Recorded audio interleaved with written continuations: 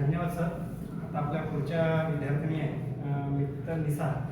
यांचा विषय आहे सुख, जॉय ऑफ स्पिरिच्युअल लाईफ. त्याच्यावर ते आपले पेपर करणार आहेत. त्यांना विनंती करतो की आपला present.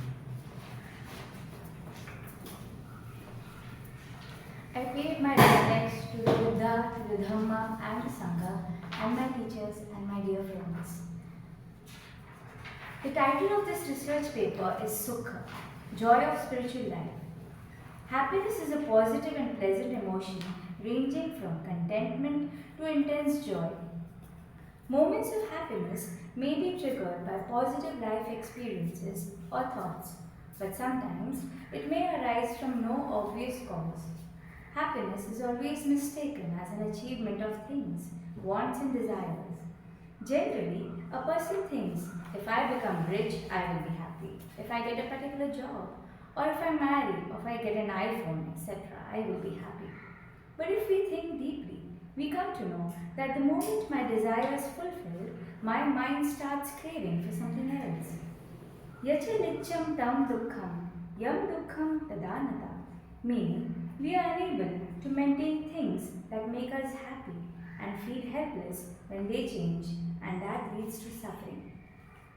The first and most important key is to see and accept that suffering is under all the apparent happiness.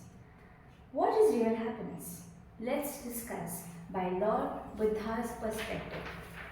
Idhitappati pechatappati papakari ubhayatha tappati. Idhanandati pechanandati katapayo ubhayatha nandati. If one does bad deeds, he will be unhappy now also and later also. If one does good deeds, he will be happy now also and later also. Law of nature is very just. If anyone breaks the law, he cannot be saved from punishment.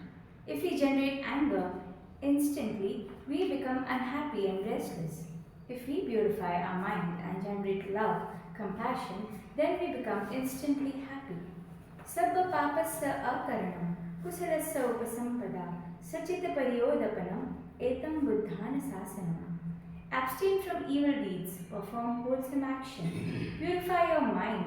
This is the teaching of the Buddhas. To understand what is real Sukha, we shall discuss a few stories from the Jataka and Dhammapada. The Venerable Bhattiya, when a king, thought about the fear in which he then lived, even when he was being guarded by numerous guards on his royal couch in his private apartment high up in the palace. With this, he compared the absence of fear in which, now that he was an arhat, he roamed here and there in the forest and desert places, and at that thought he burst into this exalted utterance, "Oh happiness, oh happiness." The monks reported this to the fortunate one. Buddha then explained to them that this is not the first time that Bhattiya's life has been happy. His life was no less happy in bygone days. In the past, when Bodhisattva was born a wealthy Brahmin, he became an ascetic and won 8 attendants. He had 500 followers.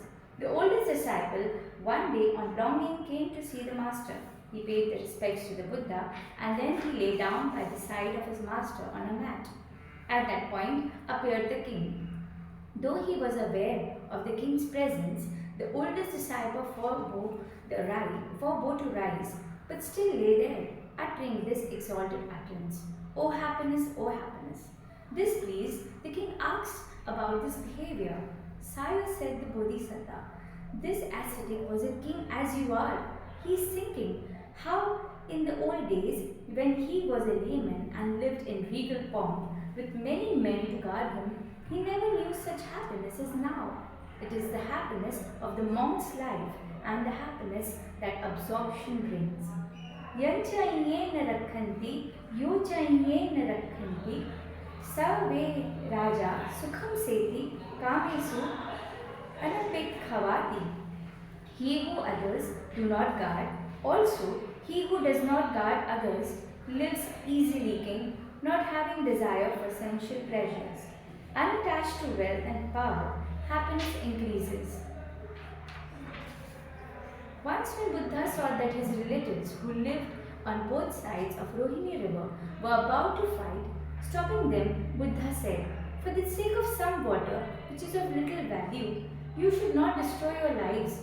You are of so much value and priceless.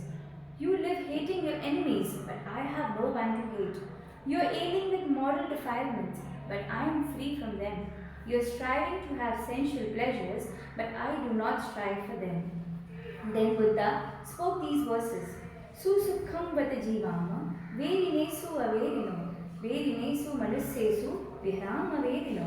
Susukham vata jivama, aturesu anatura, aturesu manussesu, vihram anatura. Susukham vata jivama, ussukesu anussuka, ussukesu manussesu, vihram anussuka.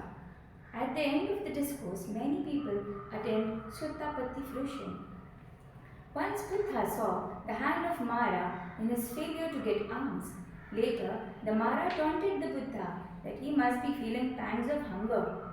To him, the Buddha replied, "O wicked Mara, even though we do not get any food like the Abhasara Brahmanas who live only on the delightful satisfaction and bliss of jhana, we shall live on the delightful satisfaction and bliss of Dhamma. Susukham vada jivama, yesam no nathi kinchinam, piti bhakha bhavissama, deva abhasara yaha." At the end of the discourse, the 500 maidens attend Sutta fruition. In a battle against Ajatsattu, the king of Kosala was defeated 3 times. The king of Kosala was ashamed and depressed. When the Buddha came to learn about it, he spoke this verse. Jayam veram pasavati dukkham seti parajito, upasanto sukham seti hitva jaya parajayam. Conquest beget enmity. The conquered live in misery. The peaceful live happily, having renounced conquest and defeat. Once upon a time, Buddha was invited for alms by parents of a bride.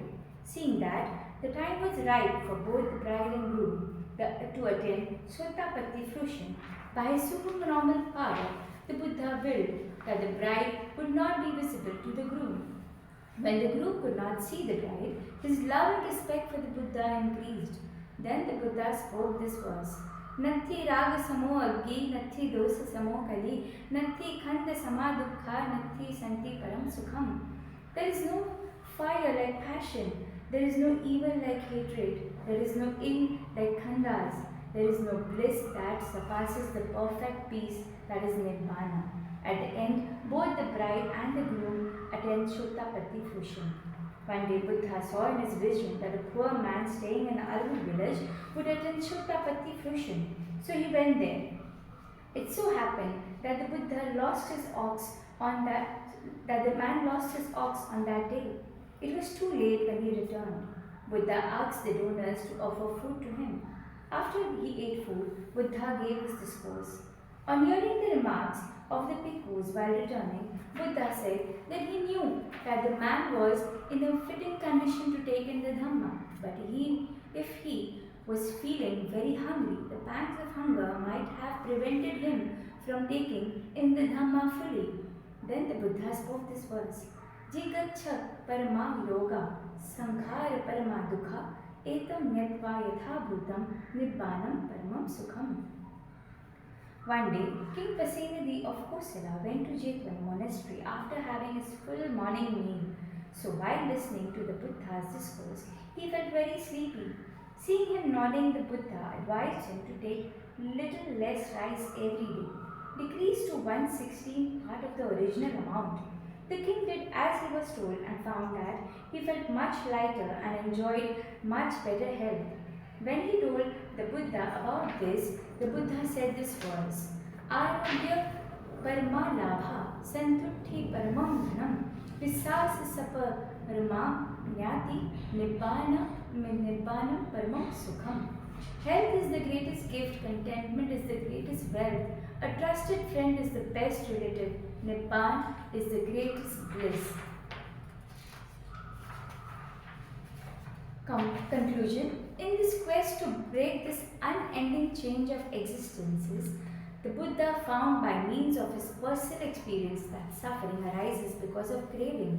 Exploring the depth of his mind, he realized that between the external object and the mental reaction of craving, there is a link, the body sensation.